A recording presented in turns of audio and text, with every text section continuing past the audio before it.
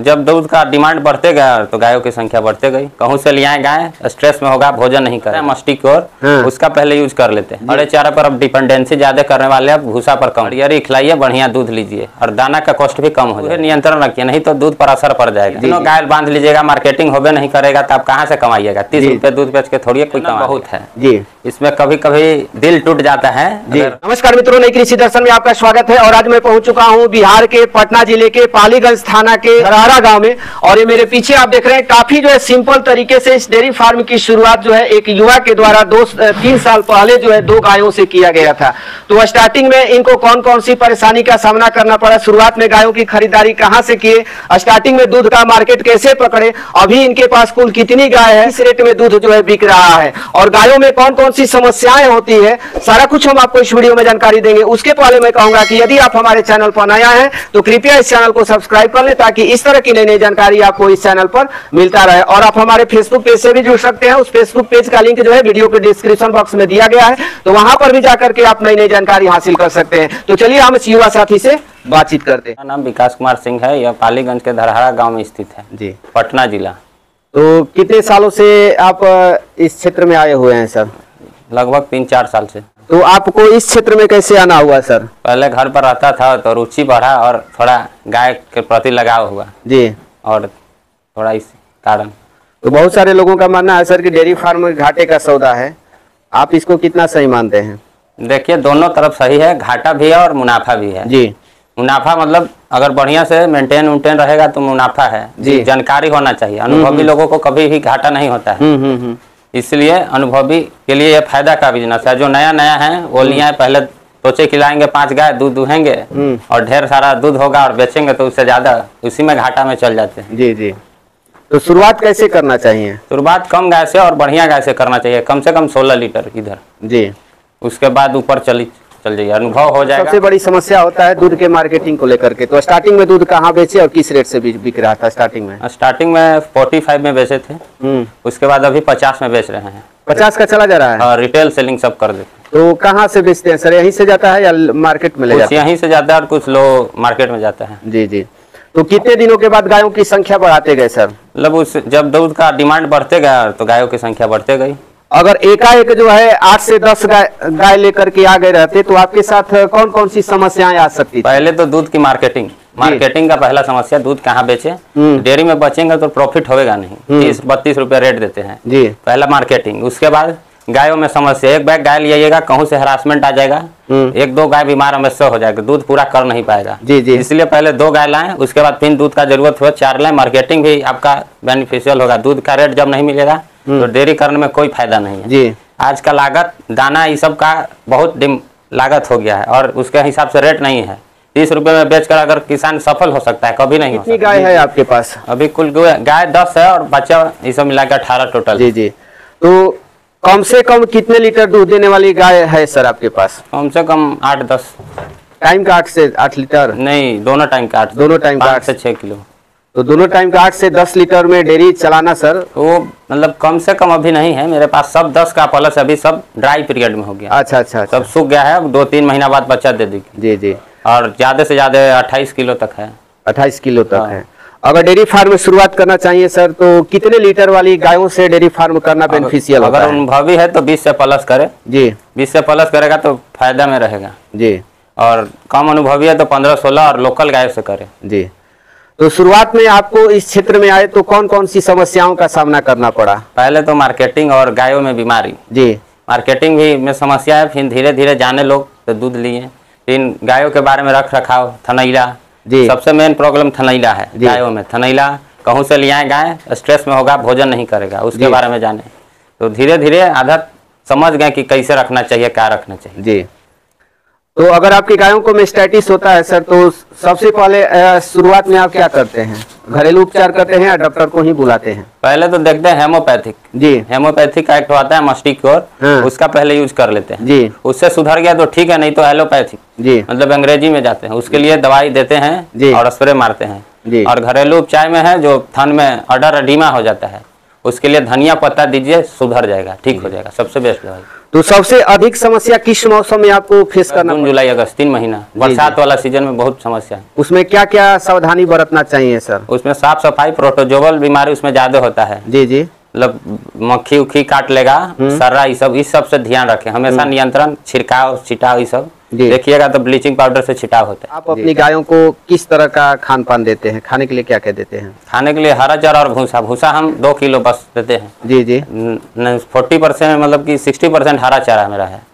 हरे चारा पर अब डिपेंडेंसी ज्यादा करने वाले हैं, भूसा पर कम जी। इससे दूध भी ज्यादा होगा और गाय भी स्वस्थ होगा। गाय भूसा खाने के लिए नहीं बना है, हरा चारा खाने के लिए बना है, इसलिए हरियरी खिलाइए, बढ़िया दूध लीजिए और दाना का कॉस्ट भी कम हो जाएगा। जी। अनाज में क्या क्या देते हैं सर? मक्का है, मक्का हो गया, और दलहन का बेसन, बेसन, चोकर हो गया, खली हो गया, मिनरल मिक्सचर हो गया और कैल्शियम। तो इस सबको कैसे देते हैं? सभी को मिक्स करके अनुपात में मिक्स कर देते हैं। तो हम आपके पास देख रहे थे बाल्टी अलग, मतलब सभी गाय का अलग अलग भिंगो कर देते हैं। एक गाय को कितनी मात्रा में देते हैं सर? दूध के हिसाब से जितना दूध करता है उसका आधा, 50%। अगर 20 लीटर दूध देने वाली गाय है तो उसको क्या? अगर हरा चारा है तो आप और दाना बढ़िया है तो 8 किलो पर आप कर सकते हैं। जी जी। और बढ़िया नहीं है तो थोड़ा 10 कीजिए। जी जी। मिनरल देना गायों को कितना इम्पोर्टेंट है? मिनरल बहुत इंपॉर्टेंट है, मतलब कि गाय को रिपीट ब्रीडिंग से बचाता है, हीट स्ट्रेस से बचाता है। अगर मिनरल देंगे तो कैल्शियम का जरूरत नहीं है, उसमें कैल्शियम होता है जी। अब पीछे पढ़िएगा तो 225 ग्राम है कैल्शियम, इसीलिए मतलब कि 2 का फायदा है, उसे कैल्शियम नहीं देना पड़ता है और मिनरल मिक्सर से गाय भी मेंटेन रहती है। कैसे कैसे कराते हैं? और 3 महीने के बाद जी। और गाभिन को अलग डिमर्बर आता है, फर्मेंटाजोल, और इस सब का भी किए हैं 2 दिन पहले, सभी को डिवार्मिंग कर दिए। तो मौसम के अनुसार फीड चेंज करते हैं कि सालों भर यही फीड देते हैं? नहीं, मौसम का फीड यही हरा चारा और भूसा। अनाज में जो देते हैं बदल देते नहीं हैं? बदल कर दीजिएगा तो गाय का सूटेबल नहीं है। गाय ज्यादा तरह तरह का भोजन नहीं, एक जो दे रहे हैं वही नियंत्रण रखिए, नहीं तो दूध पर असर पड़ जाएगा। जी जी। रेगुलेटरी रखिए, बस जो दाना दे रहे हैं वही देते रहिए, तब देखिए कितना पीक सीजन जाना है। तो एक गायों में सर, HF गायों में समस्या होता है रिपीट ब्रीडिंग की। तो उस तरह की समस्याओं का सामना आप किए हैं कि नहीं किए हैं? पहले हरा चारा कम था, अब हरा चारा किए, उसके बाद मिनरल मिक्सचर बढ़िया कंपनी का, बढ़िया से बढ़िया चलाएं। उसके बाद रिपीट ब्रीडिंग तो समझिए कि 50 से कम ही हो गया, 60। रिपीट ब्रीडिंग मतलब 10 गाय है तो जिसमें 2-3 रिपीट होती है, बाकी जी जी जी। तो और एक गायों में समस्या होता है सर कि गाय बच्चा दे दी और जेर फंस जाता है, उस परिस्थिति में माने क्यों होता है इस तरह की समस्याएं? वही जो फीडिंग में गड़बड़ होता है, बढ़िया से फीडिंग नहीं हो पाता है, उसके लिए आता है ट्रांजिशन फीड, उसी को यूज करते हैं। लेकिन नहीं तो हम तो घर ही का यूज कर लेते हैं। चोकर बेस्ट होता है, चोकर और दलहन सब मिलता है और तेल उल पिलाते हैं तो ठीक रहता है जी। गाभिन में बढ़िया से यूज।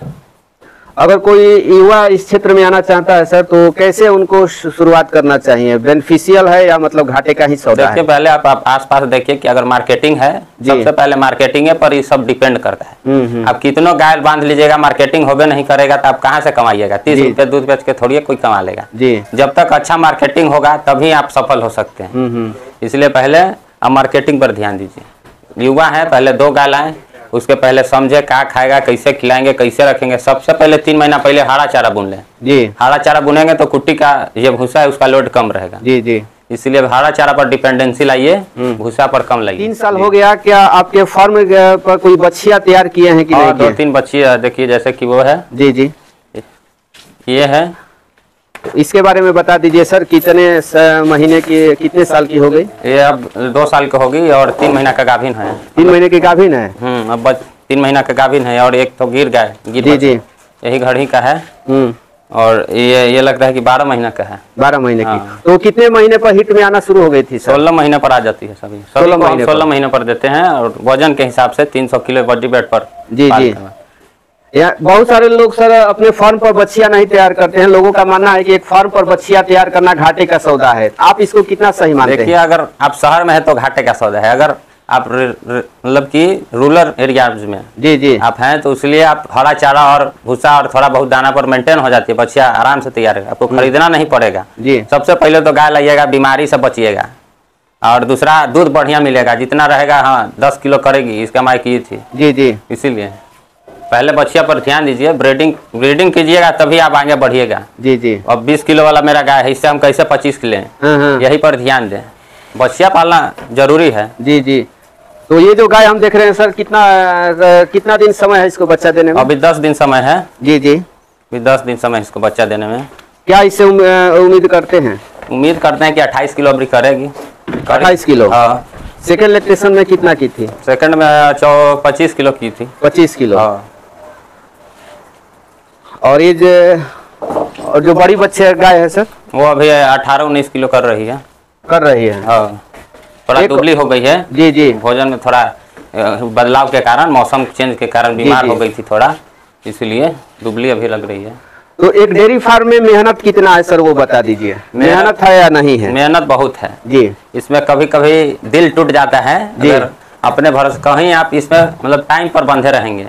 सुबह शाम जी कहूँ नहीं जा सकते हैं, मतलब कि इसका सुबह शाम का काम है। काम ज्यादा नहीं, लेकिन सुबह शाम का यही है कि परसबंधी में जी कहूँ खुला होकर नहीं जा सकते हैं। हम लोग गाय को नहीं बांधते हैं, गाय हम लोगों को बांध देती है, यही कहने का मतलब आपका है। तो शुरुआत यहीं से किए थे सर? शुरुआत ऊपर वाला एक डेयरी है, इसको थोड़ा दिन बाद बनाए थे जब गाय बढ़ा। जी जी। शेड बनाए, अब इससे भी अब थोड़ा बढ़िया शेड में ले जाने वाले हैं। तो इन फ्यूचर क्या प्लान है सर, बढ़ाना है या इसी? नहीं, 10 गाय से इन फ्यूचर 200-300 लीटर दूध लेना है बस। 10 गाय से, यही आपका मोटो है? अब ब्रीडिंग पर काम करना है। गाय देख लिए, बढ़िया बढ़िया गाय रखिए, ब्रीडिंग 10 ही गाय मेंटेन रहे और सब खुशहाल रहे। 10 गाय से 300-200 लीटर लेंगे दूध तो बढ़िया रहेगा।